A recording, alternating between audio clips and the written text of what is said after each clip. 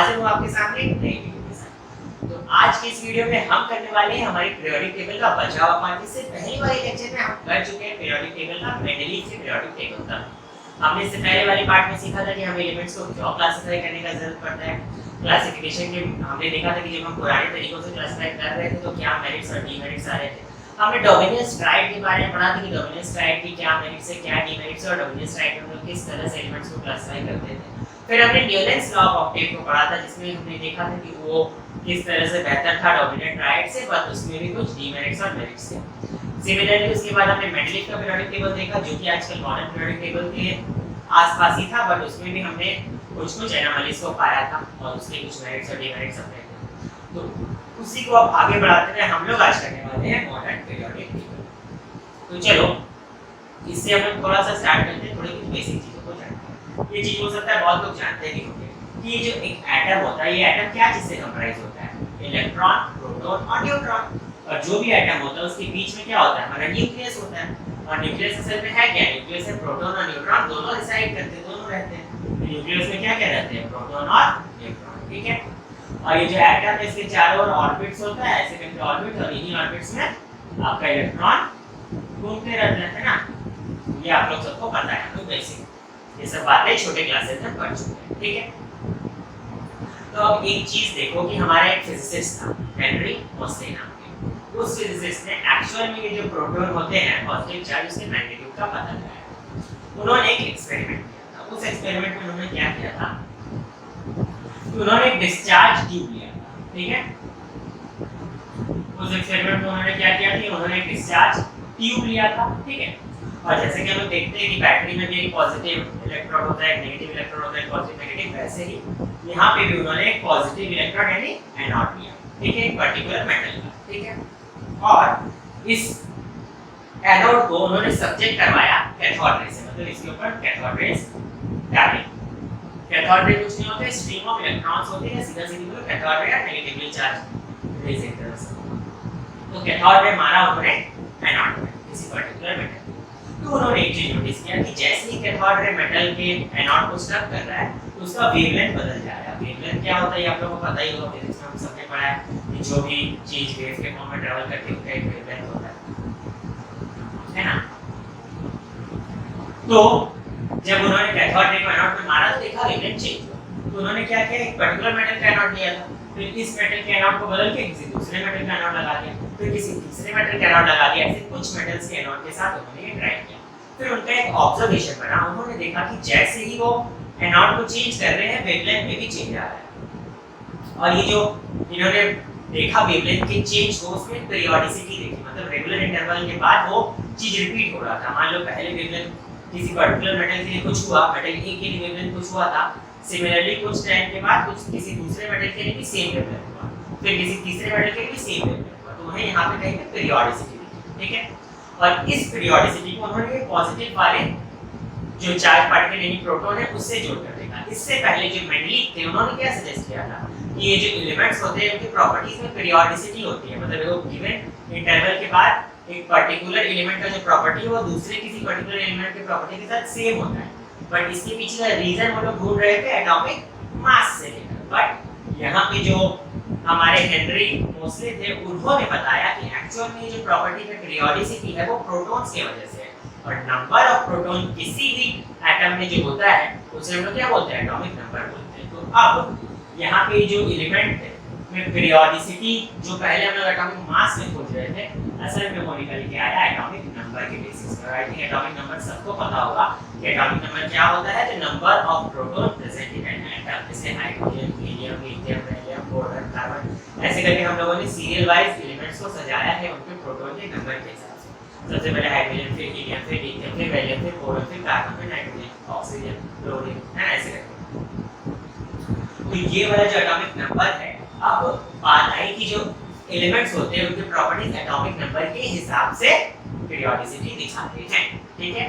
और अब बेसिस बन गया ये मॉडर्न पीरियोडिक टेबल को बनाने का, वो बेसिस ही बन गया एटॉमिक नंबर। जैसे पहले मेंडलीव के टाइम पे पीरियोडिक टेबल को कैसे बनाया गया था, तो periodic table I mean elements were arranged in increasing order of their atomic masses.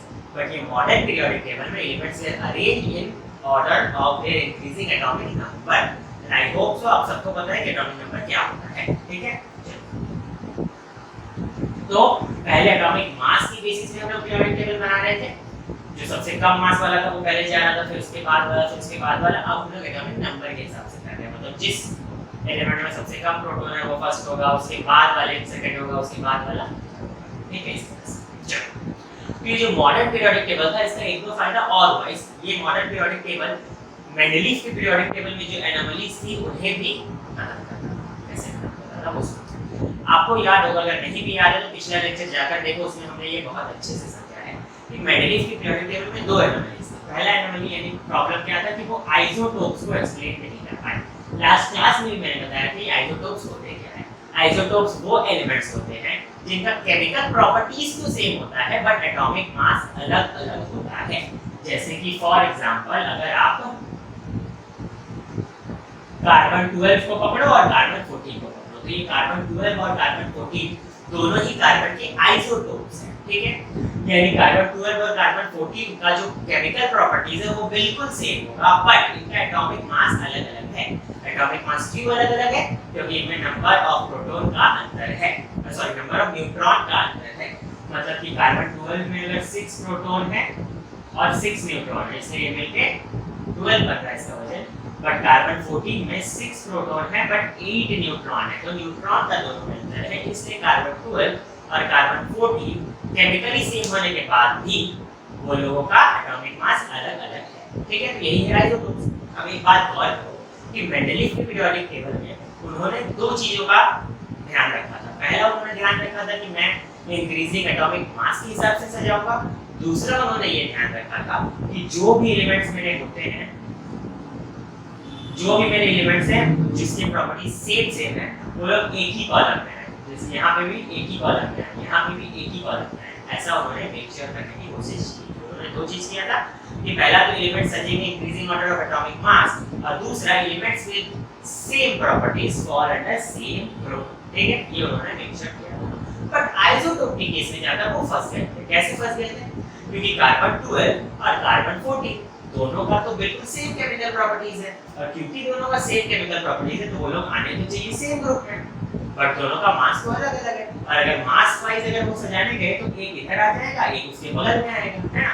12 वाला पहले आएगा, 14 वाला बाद में आएगा, कार्बन 12 पहले आएगा, कार्बन 14 बाद में आएगा। तो पोजीशन ऑफ आइसोटोप्स को वो एक्सप्लेन ही नहीं कर पाए थे।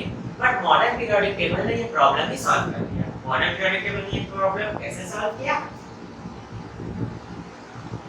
तो मॉडर्न पीरियोडिक टेबल में हम लोग एटॉमिक मास का कोई जिक्र ही नहीं करते। मॉडर्न पीरियोडिक टेबल को एटॉमिक मास से लेना देना नहीं, एटॉमिक नंबर से लेना देना है। अब एटॉमिक नंबर से क्योंकि लेना देना है, तो अब कार्बन 12 पकड़ो या कार्बन 14 पकड़ो, दोनों में प्रोटॉन तो सेम ही है, और एटॉमिक नंबर ऑफ कार्बन क्या है? 6 है।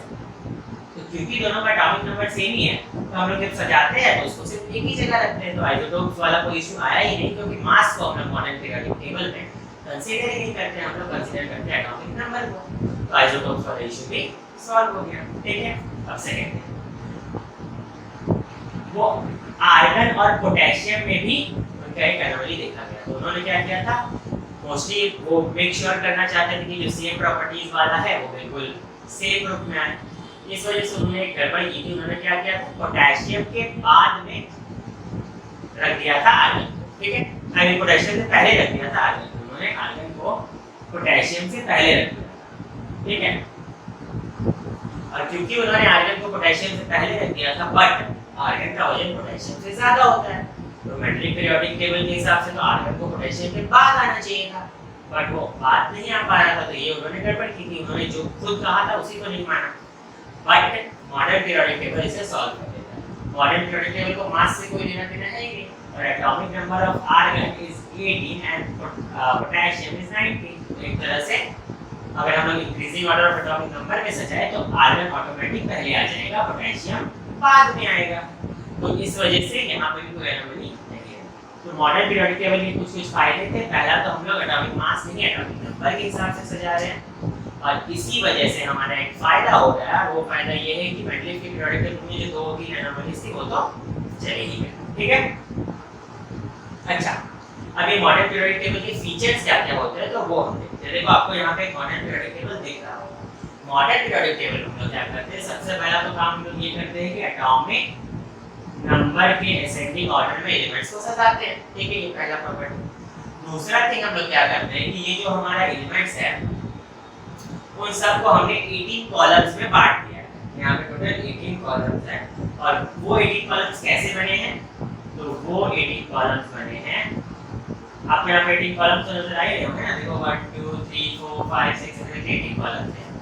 और ये 18 कॉलम्स कैसे बने हैं, कि 18 कॉलम्स बने हैं कुछ ग्रुप्स से मिलकर, 1 से लेकर 8 तक ग्रुप है और साथ में एक 0 ग्रुप है। ठीक है, 1 to 8 एक ग्रुप है और साथ में एक 0 ग्रुप है। 0 ग्रुप अलग से है जो कि नोबल गैसेस के लिए। नोबल गैसेस क्या है, द मोस्ट स्टेबल गैसेस है, ये लोग किसी जल्दी रिएक्ट नहीं करते। Helium, neon, argon, krypton, xenon and नेटन are few example of noble gases. Mendeleev के टाइम पे तो नोबल गैस एक्चुअली में डिस्कवर हुआ ही नहीं था, बट मॉडर्न पीरियोडिक टेबल जब फ्रेम हो रहा था तब डिस्कवर हो गए थे।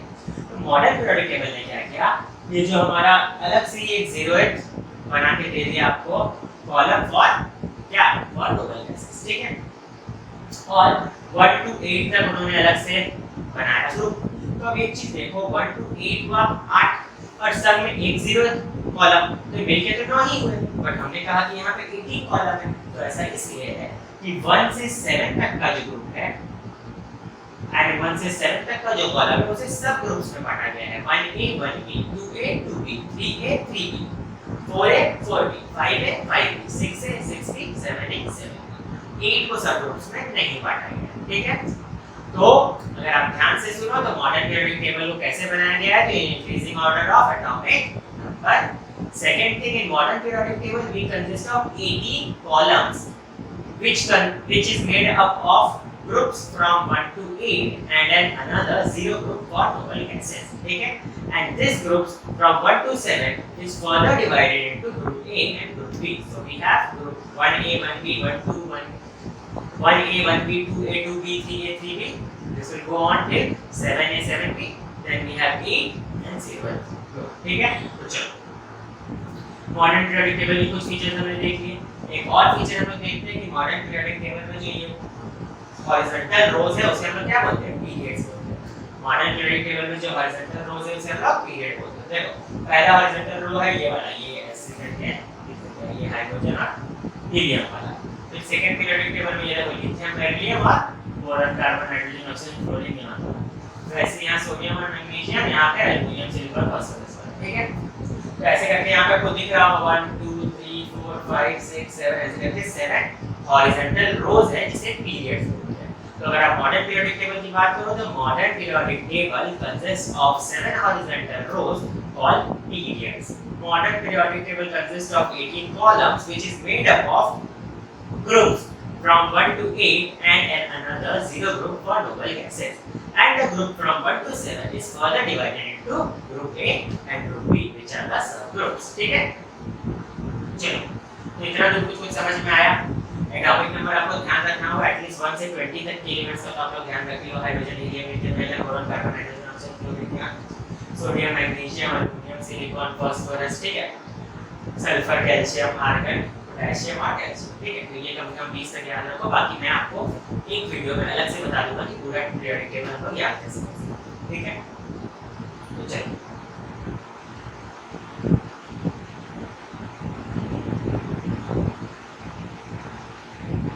अच्छा आगे देखते हैं।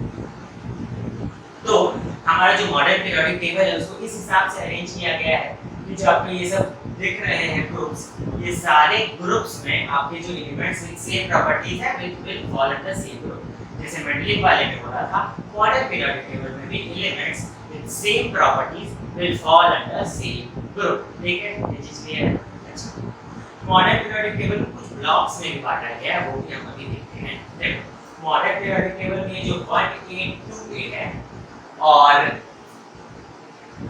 3A 4A 5A 6A 7A आपको दिख रहा है, यानी 1A 2A 3A 4A 5A 6A 7A जाएंगे। या फिर मैं अगर कॉलम वाइज नाम बोलूं तो 1 2 फिर ये वाला हो जाए 13 14 15 16 17, यानी 1 2 13 14 15 16 और 17। ये जो ग्रुप है इस ग्रुप को हम लोग बोलते हैं रिप्रेजेंटेटिव एलिमेंट्स, ठीक है। ये किस तरह के एलिमेंट्स है? तो रिप्रेजेंटेटिव एलिमेंट्स है,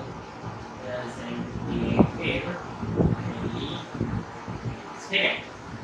आपका ग्रुप 1, ग्रुप 2, ये 1 2 फिर 13 14 15 16 और 17, ठीक है। 1 2 13 14 15 16 और 17 ये क्या होते हैं? रिप्रेजेंटेटिव एलिमेंट्स होते हैं। रिप्रेजेंटेटिव एलिमेंट्स की क्या खासियत होती है? तो रिप्रेजेंटेटिव एलिमेंट्स में आउटर मोस्ट सेल जो है वो इनकम्प्लीट होता है। आउटर मोस्ट सेल इनकम्प्लीट होता है, इससे मेरा मतलब क्या है? चलो 1 2 13 14 15 16 17 ना उसमें से कोई भी एक एलिमेंट को उठाते हैं। जैसे मैंने फ्लोरीन को उठाया, फ्लोरीन का एटॉमिक नंबर कितना है? देखो लिखा हुआ है 9। फ्लोरीन का एटॉमिक नंबर कितना है? 9। तो अब 9 का कॉन्फ़िगरेशन करो, इलेक्ट्रॉनिक कॉन्फ़िगरेशन सब जानते हैं। तो पहले वाले में 2 गया, लास्ट वाले में 1 2 3 4 5 6 7 गया, ठीक है। तो 7 गया, बट लास्ट ऑक्टेट में हमेशा लास्ट वाले में 8 रहता है, तो स्टेबल कॉन्फ़िगरेशन मिलता है नोबल गैसेस वाला। तो इसका क्या हुआ? ऑटोनॉमस सेल इनकम्प्लीट हुआ ना। अगर उसको एक इलेक्ट्रॉन नॉन मिल जाए तब जाकर वो क्या होगा? स्टेबल हो पाएगा ना, इलेक्ट्रॉनिक कॉन्फ़िगरेशन में ऑक्टेट पूरा कर पाएगा। तो वही ये जो रिप्रेजेंटेटिव एलिमेंट्स होते हैं, तो what are representative elements? Representative elements are those elements which have their outermost cell incomplete, ठीक है। representative elements are those elements which have their outermost cell incomplete. And where are they present in the periodic table? So in the periodic table the group 1 A2 A3 A4 A5 A6 and 7A are representative elements, ठीक है। इन्हें block में भी बांटा गया है। ये 1A और 2A को हम लोग S ब्लॉक बोलते हैं और ये 3A से लेकर 7A को P ब्लॉक बोलते हैं। तो ऐसा भी बोल सकते हैं कि the S block and P block in the periodic table represents the what? Representative elements, है ना। The S block and P block, कौन कौन सा ब्लॉक? S block और P block, ठीक है। S block में ये पहला 2 आ गया और P block में इधर के साथ आ गया। ये सारे क्या है? रिप्रेजेंटेटिव एलिमेंट्स, ठीक है। फिर अगेन हम आते हैं किसमें? अगेन हम आते हैं हमारे 3 4 5 6 7 8 9 10 11 12, ठीक है। ये वाला जो हिस्सा है, ये वाला जो आपको यहाँ से दिख रहा है ऐसे करके, ये वाला जो हिस्सा है, ये वाला हिस्सा को बोलते हैं ट्रांजिशन एलिमेंट्स। क्या बोलते हैं? Transition elements. और इनका नाम ट्रांजिशन एलिमेंट्स क्यों है? क्योंकि इनका सिर्फ आउटर मोस्ट सेल नहीं, सेकंड लास्ट सेल भी इनकम्प्लीट होता है। Transition elements have their last as well as second last cell incomplete, ठीक है। ट्रांजिशन एलिमेंट्स का last as well as second last cell incomplete होता है। और ट्रांजिशन एलिमेंट्स को हम लोग पीरियोडिक टेबल में को ये वाले पूरे हिस्से ये में पूरा बस ब्लॉक बना रहा है ना, इस ब्लॉक को कौन सा ब्लॉक बोलते हैं? तो डी ब्लॉक बोलते हैं, ठीक है। ब्लॉक मतलब क्या? जैसे समझ लो एक सिटी है, सिटी का इतना बड़ा हिस्सा को ब्लॉक बोले, दूसरा वाला हिस्सा को इतना बड़ा ब्लॉक बोले, तीसरा वाला हिस्सा को मतलब जो कुछ घर का कॉम्बिनेशन उसको एक ब्लॉक बोले। तो वैसे ही पीरियोडिक टेबल को भी ये जो पहला वाला है इसको एस ब्लॉक बोलते हैं, इधर वाला जो है उसको पी ब्लॉक बोलते हैं, बीच वाला जो है उसको टी ब्लॉक बोलते हैं। और ये तो हम लोग का जो 18th वाला है एकदम लास्ट वाला उसको नोबल गैसेस के लिए अलग से ये कॉलम दे दिया गया, उसको टेंशन मत लीजिए, ठीक है। तो एस ब्लॉक क्या है, पी ब्लॉक क्या है, टी ब्लॉक क्या है, ये आप लोग जान चुके हैं। S block and P block are called representative elements. Why? Because they have their outermost cell incomplete. P block elements are called transition elements because they have their outermost cell and second last cell incomplete. And noble gases have their octet complete and they are the most stable one. They don't react with any other element easily. ये जो last वाला है zero group, कौन सा group? Zero वाला group. ये वाला में क्या होता है कि नोबल गैसेस को रिप्रेजेंट किया जाता है हीलियम, नियॉन, आर्गन, क्रिप्टन, ज़ेनन और रेडन को। और ये लोग क्या होते हैं?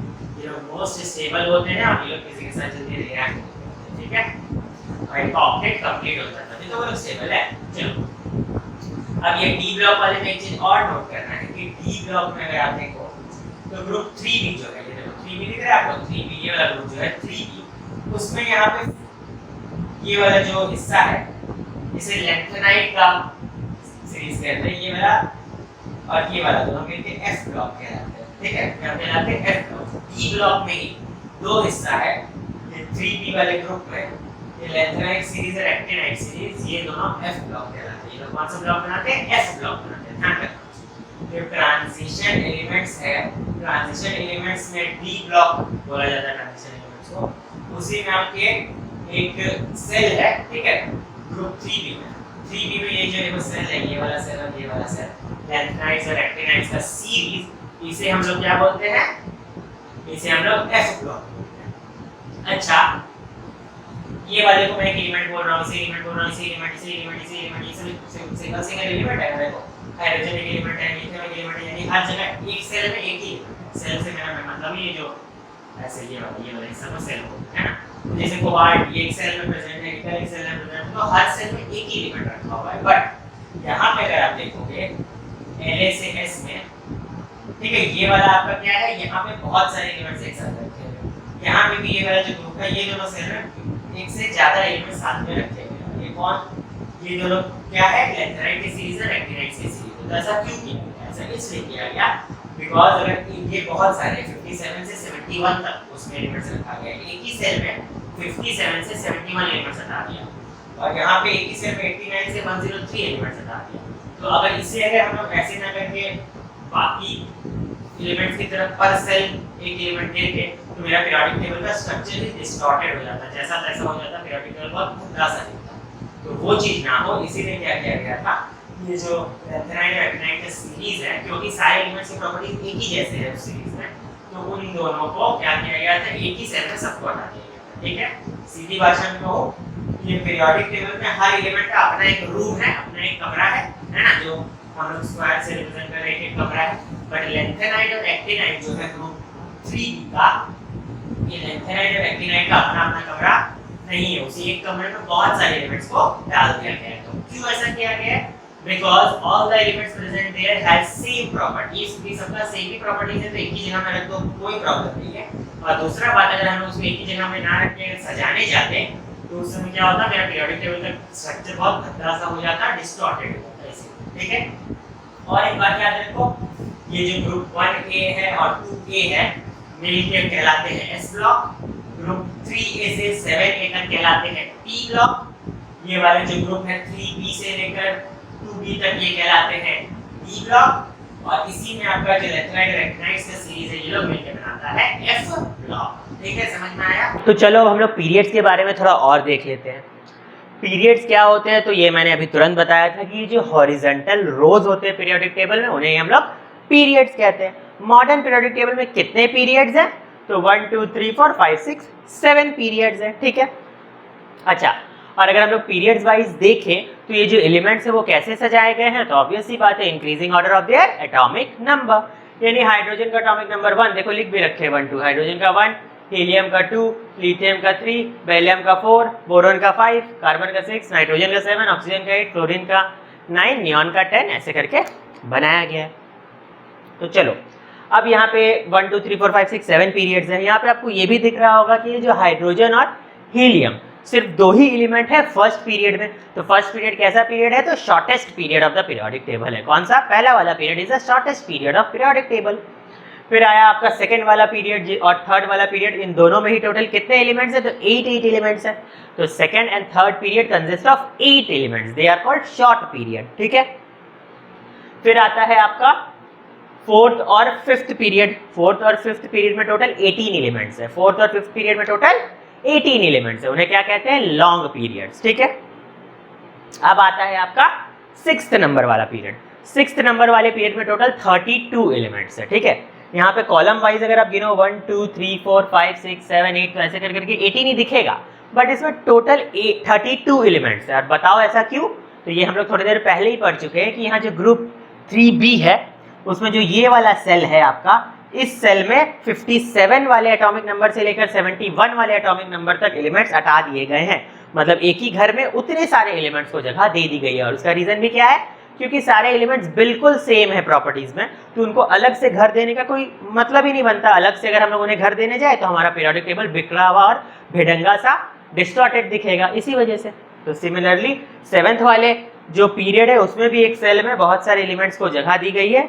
और इन लोगों को जो सिक्स्थ वाले में है उसे हम लोग लैंथेनाइड सीरीज बोलते हैं, सेवेंथ वाले में जो है उसे एक्टिनाइड सीरीज बोलते हैं। बट एक चीज और नोट करो कि ये जो सेवेंथ वाला पीरियड है उसमें अभी भी और एलिमेंट्स डिस्कवर हो रहे हैं, तो ये इनकम्प्लीट पीरियड है। सेवेंथ वाला जो पीरियड है वो अभी इनकम्प्लीट पीरियड है। ठीक है, इसीलिए हम लोग पीरियोडिक टेबल को जो मैं लर्न करने वाला ट्रिक भी बताऊंगा उसमें हम लोग सिर्फ ऊपर ऊपर वाले को याद करेंगे, ये 7th पीरियड वाले को याद नहीं करेंगे और वो ज़रूरी भी नहीं है अभी, ठीक है।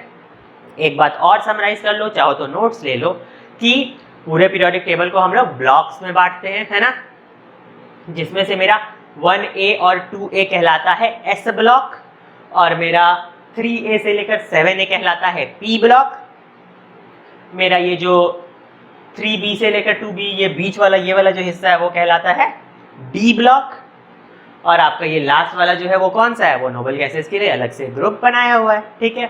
चलो अच्छा, यहाँ पे जो S ब्लॉक है और P ब्लॉक है वो लोग दोनों साथ में कहलाते हैं representative elements, S and P block. कौन कौन सा, S एंड P, SP, ये SP साथ में कहलाते हैं representative block. Reason behind that हम लोग जानते हैं रिप्रेजेंटेटिव एलिमेंट की क्या क्या प्रॉपर्टीज होती है, जो अभी मैं फिर से डिटेल में बताने वाला हूँ।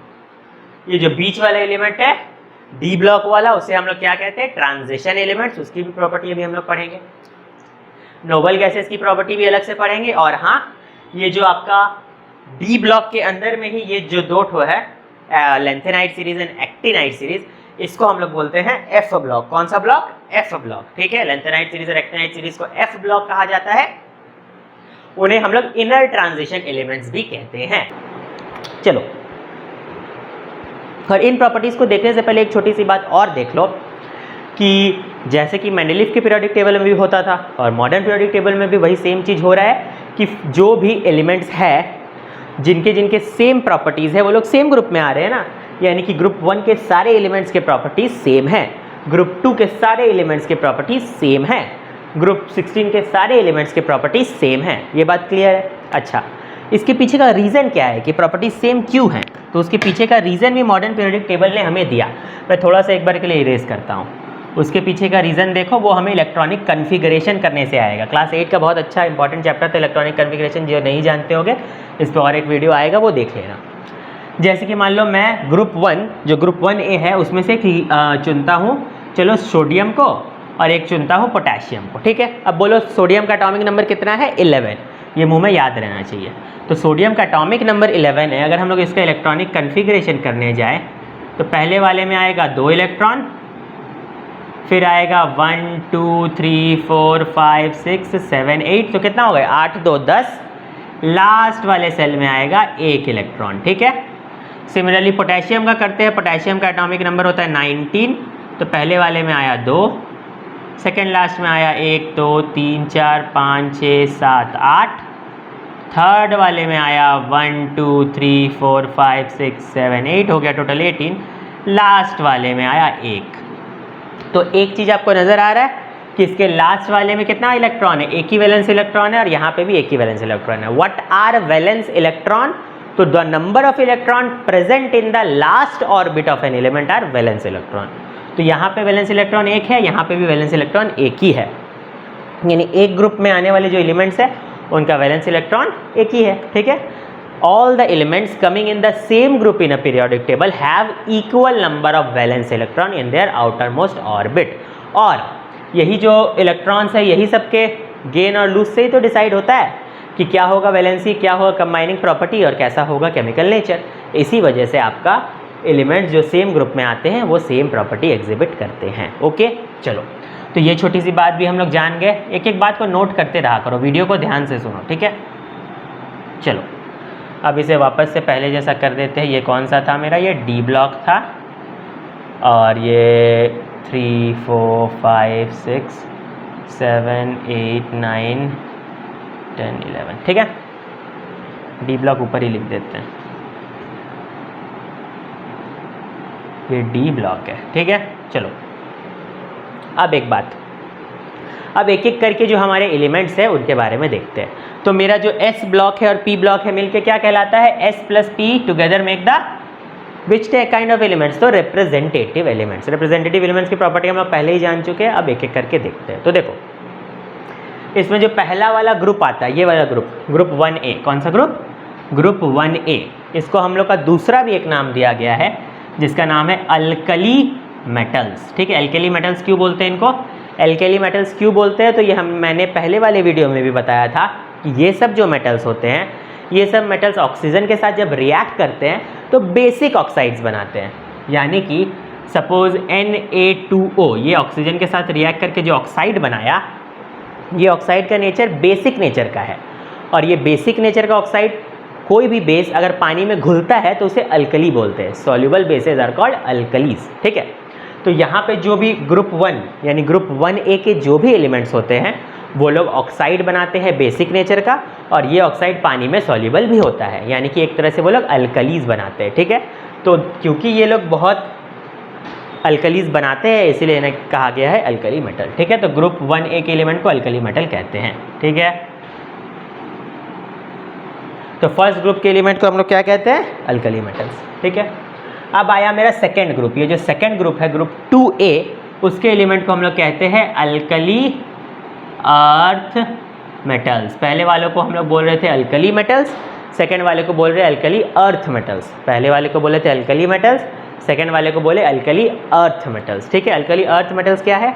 तो वो भी बिल्कुल अल्कली मेटल्स जैसे है, बट उनके कंपैरिजन में वो लोग वीकर बेसेस बनाते हैं, वीकर अल्कलीज बनाते हैं, ठीक है। यही दोनों में अंतर था। अब थर्ड आता है मेरा ये 13 वाला कॉलम, जिसे हम लोग 3A भी बोलते हैं सब ग्रुप में। ये वाला जो है ये होता है बोरोन फैमिली। क्यों? क्योंकि इसका जो पहला मेंबर है वो बोरोन है। वैसे ही नेक्स्ट जो 14 है उसे बोलते हैं कार्बन फैमिली, क्योंकि इसका जो आपका फर्स्ट एलिमेंट है वो कार्बन है। सिमिलरली नेक्स्ट आता है nitrogen family, because first element nitrogen है। उसके बाद आता है oxygen family, because next element oxygen है। फिर आता है ये वाला जो फ्लोरीन वाला 17, इसका हम लोग स्पेशल नाम देते हैं हेलोजेंस। क्या बोलते हैं? हेलोजेंस, ठीक है। ये जो 17 वाला ग्रुप है 7A सब ग्रुप, जो 17 वाला ये वाला, इसको हम लोग बोलते हैं हेलोजेंस। हेलोजेंस क्यों बोलते हैं? क्योंकि ये लोग रिएक्ट करता है मेटल्स के साथ टू फॉर्म सॉल्ट्स, ठीक है। इसका नाम हेलोजेंस है। चलो अब एक चीज़ और नोट डाउन करो कि जब भी हम लोग का रिप्रेजेंटेटिव एलिमेंट्स कौन कौन सा है? एस ब्लॉक और पी ब्लॉक वाला।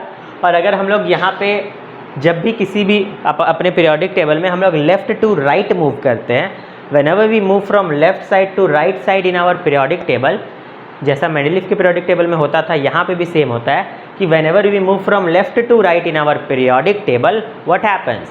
Then at that time the metallic nature decreases and the non-metallic nature increases. Metallic nature decreases and non-metallic nature increases. इसीलिए यहाँ पे जो आपका सपोज सोडियम है, सोडियम का मोस्ट मेटालिक नेचर है, और यहाँ पे अगर आप देखोगे क्लोरीन तो ये नॉन मेटालिक नेचर का होता है, ठीक है। तो हम लोग देख रहे थे अब इसका सेकेंड प्रॉपर्टी, जो हमारे रिप्रेजेंटेटिव एलिमेंट होते हैं इनके सेकेंड कैरेक्टरिस्टिक्स देखते हैं।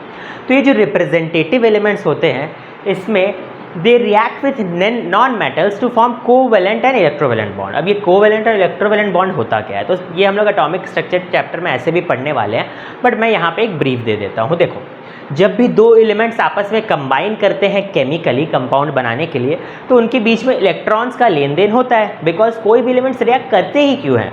क्योंकि उन्हें स्टेबल कन्फिग्रेशन चाहिए। या तो वो अपना इलेक्ट्रॉन लूज कर लेते हैं या फिर किसी और से इलेक्ट्रॉन गेन कर लेते हैं, बट वो चाहते हैं कि उनको एक स्टेबल इलेक्ट्रॉनिक कन्फिग्रेशन मिले।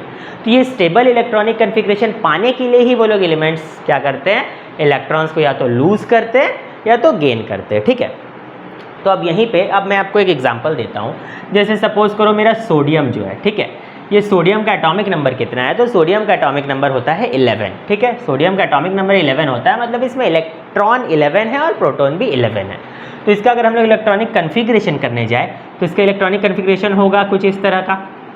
आप पहले वाले ऑर्बिट में रखोगे 2, दूसरे वाले में रखोगे 1 2 3 4 5 6 7 8, फिर लास्ट वाले में बच जाएगा 1। तो अगर मैं इसे इस तरह से सजा के लिख दूँ तो ये कुछ ऐसा होगा 2 8 और 1, जिसमें से 1 है लास्ट वाले ऑर्बिट का इलेक्ट्रॉन, ठीक है। किसके केस में? सोडियम के केस में। अब मैं लेता हूँ क्लोरीन की बारी, ठीक है। क्लोरीन का एटॉमिक नंबर कितना होता है? 17। तो अब क्लोरीन को भी सजाते हैं। तो क्लोरीन के केस में फर्स्ट में जाएगा 2, सेकेंड में जाएगा आपका 1 2 3 4 5 6 7 8, तो 10 हो गया। फिर यहाँ पे जाएगा आपका 1 2 3 4 5 6 7 जाएगा, ठीक है। तो इसके ये जो मेरा सोडियम था, सोडियम के केस में लास्ट में कितना था? 1 था, है ना। सोडियम के केस में लास्ट में एक इलेक्ट्रॉन एक्स्ट्रा था, अगर वो उस एक इलेक्ट्रॉन को लूज कर दे सोडियम तो उसका ऑक्टेट पूरा हो जाएगा। और वैसे ही अगर क्लोरीन एक इलेक्ट्रॉन को गेन कर ले तो भी यहाँ पे उसका 7 है ना लास्ट में, तो एक 8 हो जाएगा। ठीक है, इसका था इलेक्ट्रॉनिक कन्फिग्रेशन 281, इसका है 287। तो अगर ये एक इलेक्ट्रॉन छोड़ दे तो इसके भी लास्ट में 8 आ जाएगा, अगर ये एक इलेक्ट्रॉन गेन कर ले तो इसके भी लास्ट में 8 आ जाएगा, है ना। तो दोनों का ही काम बन जाएगा। तो जब दोनों का काम बन रहा है तो दोनों क्या करेंगे, आपस में बॉन्ड बना लेंगे, दोनों आपस में दोस्ती कर लेंगे, है ना। और दोनों आपस में बॉन्ड बना लेंगे, दोनों आपस में दोस्ती कर लेंगे, यानी Na और Cl मिलके एक कंपाउंड बना लेंगे। और इस तरह के कंपाउंड के फॉर्मिंग में क्या हुआ, Na ने एक्चुअली में इलेक्ट्रॉन को लूज किया, Cl ने एक्चुअली में इलेक्ट्रॉन को गेन किया। तो ये वाला जो बॉन्ड है वही है इलेक्ट्रोवैलेंट बॉन्ड। तो ये जो मेरे रिप्रेजेंटेटिव एलिमेंट्स होते हैं, रिप्रेजेंटेटिव एलिमेंट्स के केस में जो मेटल्स होते हैं वो नॉन मेटल्स के संग में इलेक्ट्रोवैलेंट बॉन्ड बनाते हैं। जैसे मेरा एक मेटल था सोडियम, जो रिएक्ट किया नॉन मेटल क्लोरीन के साथ में और इलेक्ट्रोवैलेंट बॉन्ड बनाया। इलेक्ट्रोवैलेंट बॉन्ड क्यों बनाया, क्योंकि यहाँ पे एक्चुअल शेयरिंग ऑफ इलेक्ट्रॉन हुआ, सोडियम ने अपना इलेक्ट्रॉन ऐसे उठाया और क्लोरीन को दे दिया, बिल्कुल ठीक है। अब आते हैं कोवैलेंट बॉन्ड पे। ये वाले जो रिप्रेजेंटेटिव एलिमेंट्स होते हैं ये लोग यहाँ पे मेटल्स नॉन मेटल्स के साथ में कोवैलेंट बॉन्ड भी बनाते हैं। कोवैलेंट बॉन्ड क्या है, शेयरिंग वाला तरीका। जैसे सपोज एक पिकनिक होता था ना बचपन में कि कोई इंसान कुछ खाने के लाया, कोई इंसान कुछ खाने के लाया, सबने शेयर करके अच्छा दावत उड़ाया। तो बिल्कुल उसी तरह से यहाँ पे होता है। एक एग्जांपल सुनो तब आपको ये बात समझ में आ जाएगा, ठीक है। जैसे सपोज एक नॉन मेटल है नाइट्रोजन। अब नाइट्रोजन का एटॉमिक नंबर कितना होता है, तो एटॉमिक नंबर होता है 7। तो अगर इसका 7 एटॉमिक नंबर है तो आपको क्लियरली दिख रहा है कि फर्स्ट ऑर्बिट में 2 जाएगा, सेकेंड वाले ऑर्बिट में 1 2 3 4 5 जाएगा, है ना, 5 जाएगा। तो या तो इसको 5 छोड़ना पड़ेगा तब जाके ये हीलियम जैसा इलेक्ट्रॉनिक कन्फिग्रेशन ला सकता है, या फिर इसको 3 गेन करना पड़ेगा, ठीक है। अब आता है हमारा हाइड्रोजन जिसके पास एक ही इलेक्ट्रॉन है। तो क्या होता है ना, यहाँ पे ये जो हमारा नाइट्रोजन है, नाइट्रोजन के पास 1 इलेक्ट्रॉन है, 2 इलेक्ट्रॉन है, 3 इलेक्ट्रॉन है, 4 5, ये 5 इलेक्ट्रॉन इसके आउटर मोस्ट में है, ठीक है। नाइट्रोजन के पास आउटर मोस्ट में 5 इलेक्ट्रॉन है, ठीक। और हाइड्रोजन के पास 1 है। तो क्या होता है ना, एक हाइड्रोजन यहाँ पे आता है ऐसे, एक हाइड्रोजन, चलो हाइड्रोजन के इलेक्ट्रॉन को मैं क्रॉस से रिप्रेजेंट कर देता हूँ, ये ऐसे आता है, इधर भी हाइड्रोजन क्रॉस, इधर भी हाइड्रोजन क्रॉस। अब एक चीज़ देखना, यहाँ हाइड्रोजन को भी 2 इलेक्ट्रॉन चाहिए था ताकि वो हीलियम जैसा कन्फिग्रेशन ले ले, तो हाइड्रोजन को 2 इलेक्ट्रॉन मिल गया, ठीक है। और सिमिलरली इस नाइट्रोजन को कितना चाहिए था, तो अगर नाइट्रोजन भी ये सारा को ऐसे करके गिने तो नाइट्रोजन के पास कितना हुआ, देखो 1 2 3 4 5 अपना, और ये क्रॉस वाला हाइड्रोजन का 3। तो नाइट्रोजन के पास हो गया 5 + 3 यानी 8 इलेक्ट्रॉन, वो भी स्टेबल हो गया। और हाइड्रोजन के पास हो गया 1 + 2 यानी 1 + 1 यानी 2 इलेक्ट्रॉन, यानी वो भी स्टेबल हो गया। हाइड्रोजन को भी हीलियम जैसा इलेक्ट्रॉनिक कन्फिग्रेशन मिल गया। देखो कोई भी एलिमेंट्स रिएक्ट करते हैं स्टेबिलिटी के लिए, और स्टेबिलिटी कैसे मिलती है, तो जब आउटर मोस्ट सेल में या तो 8 इलेक्ट्रॉन हो ऑक्टेट पूरा करने के लिए, या 2 इलेक्ट्रॉन हो डुप्लेट पूरा करने के लिए, उस तरीके से। तो यहाँ पे पिछले वाला जो इलेक्ट्रोवैलेंट बॉन्ड बन रहा था और ये जो कोवैलेंट बॉन्ड बन रहा है, दोनों में बस इतना ही अंतर है। इलेक्ट्रोवैलेंट बॉन्ड के टाइम पे एक्चुअल में उसने अपना इलेक्ट्रॉन निकाल के क्लोरीन को ही दे दिया, सोडियम का फिर उस इलेक्ट्रॉन से लेना देना नहीं था। लेकिन इस केस में क्या होता है, दोनों जन अपना अपना इलेक्ट्रॉन बीच में रखते हैं और ऐसे करके शेयर कर लेते हैं आपस में, ठीक है। बस तो याद रखो, रिप्रेजेंटेटिव एलिमेंट्स इलेक्ट्रोवैलेंट बॉन्ड बनाते हैं एंड कोवैलेंट बॉन्ड बनाते हैं विथ नॉन मेटल्स, ठीक है, याद रहेगा। अब आगे एक चीज़ देखते हैं। हमने ये चीज़ तो जाना ही था कि जब हम लोग पीरियड में लेफ्ट टू राइट मूव करते हैं तो क्या होता है, मेटालिक कैरेक्टर्स घटता है और नॉन मेटालिक कैरेक्टर्स बढ़ता है। ये चीज़ हमने देखा भी था यहाँ पे, क्योंकि सोडियम आपका बहुत बढ़िया एक पावरफुल मेटल है, रिएक्टिव मेटल है, और आपका इधर में अगर हम लोग जाते हैं ब्रोमीन, क्लोरीन, ये सब नॉन मेटल्स है। तो इधर से इधर हम लोग जा रहे हैं तो मेटालिक कैरेक्टर घटते जा रहा है और नॉन मेटालिक कैरेक्टर बढ़ते जा रहा है, ठीक है। एक चीज़ और सुनो, जब हम लोग टॉप से डाउन में भी जाते हैं तब भी मेटालिक कैरेक्टर बढ़ते जाता है, ठीक है। टॉप से डाउन में मेटालिक कैरेक्टर कैसे बढ़ते जाता है, इसका भी एक रीज़न है। अगर आपसे कोई पूछे कि मेटल्स होते क्या हैं, तो मोस्टली लोग ऐसा ही डेफिनेशन देते हैं कि मेटल्स वो होते हैं जो हार्ड होते हैं, मेटल्स वो होते हैं जो डक्टाइल होते हैं, मेटल्स वो होते हैं जो मेलिएबल होते हैं, ऐसा हम लोग पढ़े ना। मेटल्स वो होते हैं जो कंडक्टर्स होते हैं, है ना। मेटल्स जो होते हैं जो हीट को अच्छे से कंडक्ट करते हैं, इलेक्ट्रिसिटी को अच्छे से कंडक्ट करते हैं, यही सब पढ़ते हैं। बट मेटल्स का एक्चुअल डेफिनेशन है कि मेटल्स वही फॉर्म करते हैं जो इलेक्ट्रोपॉजिटिव आयन बनाते हैं ना, जो इलेक्ट्रोपॉजिटिव आयन बनाते हैं, या फिर मैं सिंपल भाषा में कहूँ जो इलेक्ट्रॉन लूज कर देते हैं। जो इलेक्ट्रॉन लूज कर दे वो मेटल बनाते हैं और गेन करने वाले नॉन मेटल बनाते हैं ना मोस्टली। तो अब एक चीज़ मेरे बात ध्यान से सुनना, ये जो सोडियम है, ये सोडियम का 11 है एटॉमिक नंबर, तो इसका इलेक्ट्रॉनिक कन्फिग्रेशन कितना होगा? पहले वाले में 2 इलेक्ट्रॉन, दूसरे वाले में 1 2 3 4 5 6 7 8 और लास्ट वाले में 1 इलेक्ट्रॉन। तो ये हो गया मेरा सोडियम, ठीक है। चलो अब कोई नीचे वाला मैं आता हूँ, जैसे पोटेशियम, ठीक है। तो पोटेशियम में आपका कितना हुआ? पोटेशियम में आपका टोटल होता है कितना? 19। तो पहले वाले में 2, सेकेंड वाले में 8, 1 2 3 4 5 6 7 8, फिर थर्ड वाले में भी आपका 8, 1 2 3 4 5 6 7 8 और उसके बाद वाले में 1, तब जाके ये 19 पूरा होगा, है ना। तो अब एक चीज़ देखो, यहाँ देख के ही आपको समझ में आ रहा है कि इसमें टोटल 11 इलेक्ट्रॉन्स थे, इसमें टोटल 19 इलेक्ट्रॉन्स है। तो इसका जो साइज़ है इसके कंपैरिजन में क्या है? अंतर है ना।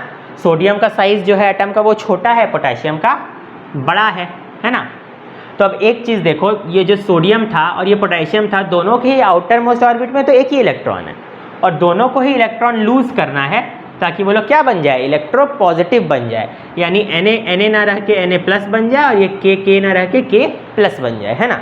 तभी ये लोग मेटल वाले कहलाते हैं, क्योंकि लोग इलेक्ट्रोपॉजिटिव आयंस बनाते हैं, ठीक है। लेकिन हम ये भी जानते हैं कि प्रोटॉन पॉजिटिव है, इलेक्ट्रॉन नेगेटिव है, तो प्रोटॉन और इलेक्ट्रॉन एक दूसरे को खींचते हैं ना। तो ये जब इलेक्ट्रॉन बाहर जाना चाहता है तो प्रोटॉन उसको बाहर जाने नहीं देता है, वो उसे खींचने की कोशिश करता है। तो यहाँ पे देखो, ये जो पॉजिटिव वाला है प्रोटॉन और ये जो इलेक्ट्रॉन है, दोनों के बीच में ज़्यादा दूरी नहीं है, एटॉमिक रेडियस छोटा है। बट इस केस में देखो, इनके बीच में जो एटॉमिक रेडियस है वो बड़ा है, यहाँ बड़ा है, यहाँ छोटा है। तो क्योंकि यहाँ पे दूरी ज़्यादा है, पोटेशियम के केस में पॉजिटिव वाले और नेगेटिव वाले की दूरी ज़्यादा है, तो पोटेशियम के केस में इलेक्ट्रॉन लूज़ करना ईजियर होता है। जो पोटेशियम है इसके केस में इलेक्ट्रॉन को लूज़ करना ईजी होता है। ईजी क्यों होता है? क्योंकि दूर दूर एटॉमिक रेडियस बड़ा है। वही सोडियम के केस में भी इलेक्ट्रॉन लूज़ तो होते हैं, but as compare to potassium lose करना मुश्किल होता है, ठीक है। इसी वजह से potassium is a better, I mean have more metallic character या more better metal than sodium, ठीक है। यानी कि हम लोग अगर टॉप से बॉटम में जाते हैं तब भी मेटेलिक कैरेक्टर इंक्रीज होता है। जब भी हम लोग किसी पर्टिकुलर ग्रुप के टॉप टू बॉटम जाते हैं तो मेटेलिक कैरेक्टर इंक्रीज होता है। और मेटेलिक कैरेक्टर क्यों इंक्रीज होता है? बिकॉज आपका एटॉमिक नंबर बढ़ गया तो साइज़ भी बढ़ गया, और साइज़ बढ़ जाने की वजह से force of attraction between the proton and electron weak हो गया, तो इसीलिए इलेक्ट्रॉन ईजिली लूज हो जाता है पोटेशियम के केस में। वही सोडियम के केस में इलेक्ट्रॉन को लूज करना हल्का मुश्किल होता है, ठीक है। तो ये थे हमारे प्रॉपर्टीज पहले वाले रिप्रेजेंटेटिव एलिमेंट्स के, यानी कि S प्लस P ब्लॉक के रिप्रेजेंटेटिव एलिमेंट्स के ये प्रॉपर्टीज थे, ठीक है। तो नेक्स्ट आते हैं हमारे D ब्लॉक के एलिमेंट्स या फिर ट्रांजिशन एलिमेंट्स। कि ट्रांजिशन एलिमेंट्स की क्या क्या प्रॉपर्टीज है? तो D ब्लॉक के एलिमेंट्स है कहाँ से? तो ये 3 4 5 6 7 8 9 10 11 12, 3 से लेकर 12 तक जो हमारा कॉलम्स दिख रहा है वो हमारे ट्रांजिशन एलिमेंट्स या फिर D ब्लॉक एलिमेंट्स हैं। इनकी क्या क्या प्रॉपर्टीज होती है? तो इनमें mostly they are metals with high melting and high boiling point, ठीक है। ये तो समझने वाली बात है, समझ में आ गई कि इनको मेल्ट करने के लिए, बॉयल करने के लिए बहुत ज़्यादा टेम्परेचर देना पड़ता है। They mostly form coloured ions, इनका जो आयंस होता है वो स्पेसिफिक कलर्स का आयंस ये लोग देते हैं, ठीक है। सेकेंड थर्ड है कि they are mostly good conductor of heat and electricity. They are used as catalyst, मतलब कैटलिस्ट का मतलब mostly they are use as catalyst. Catalyst क्या होते हैं? तो कैटलिस्ट किसी भी केमिकल रिएक्शन में यूज़ होते हैं just to control the pace of the reaction, मतलब या तो वो रिएक्शन को फास्ट कर देता है या तो वो रिएक्शन को स्लो डाउन कर देता है। बट कैटलिस्ट कभी भी खुद किसी केमिकल रिएक्शन में पार्ट नहीं लेता है, तो दे आर कैटलिस्ट, ठीक है, मोस्टली यूज एज कैटलिस्ट, ठीक है। और some of them are attracted towards magnet too, ठीक है। तो यही प्रॉपर्टी, ये प्रॉपर्टी आपको याद रखना है। हो सकता है आपके एग्जाम में आ भी जाए कि state 2 properties of transition element, state 2 properties of representative elements, ऐसा आ सकता है, ठीक है। और एक प्रॉपर्टी है जो मैं भूल गया था, दे एग्जिबिट वेरिएबल वैलेंसी, ठीक है। इनका एक से ज़्यादा वैलेंसी होता है, ठीक है। और वेरिएबल वैलेंसी होने का रीज़न क्या है? तो रीज़न यही है कि इसका लास्ट सेल और आउटर मोस्ट सेल तो एम्प्टी होता ही है, सेकेंड लास्ट सेल भी सॉरी आउटर मोस्ट सेल तो इनकम्प्लीट होता ही है, सेकेंड लास्ट सेल भी इनकम्प्लीट होता है। तो आगे अब हम सीख रहे हैं जो हमारा एफ ब्लॉक का एलिमेंट्स है, यानी कि जिसे हम लोग इनर ट्रांजिशन एलिमेंट्स भी बताते हैं, यानी कि ये जो लेंथेनाइट सीरीज और एक्टिनाइट सीरीज, ये जो लेंथेनाइट सीरीज और एक्टिनाइट सीरीज है इसी को हम लोग एफ ब्लॉक का एलिमेंट्स भी कहते हैं या इनर ट्रांजिशन एलिमेंट्स भी कहते हैं।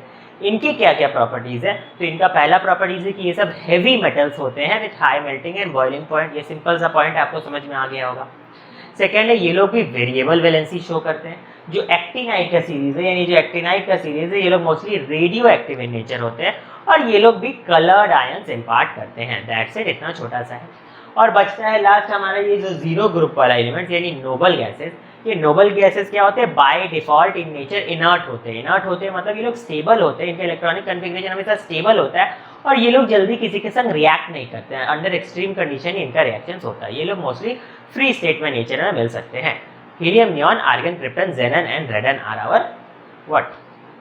Our inert gases. ठीक है, ये लोग का इलेक्ट्रॉनिक कन्फिग्रेशन जैसे कि हीलियम के केस में ड्यूप्लेट रहता है, फिर बाकी सब अपना ऑक्टेट पूरा करते हैं। ठीक है, सो दैट्स इट।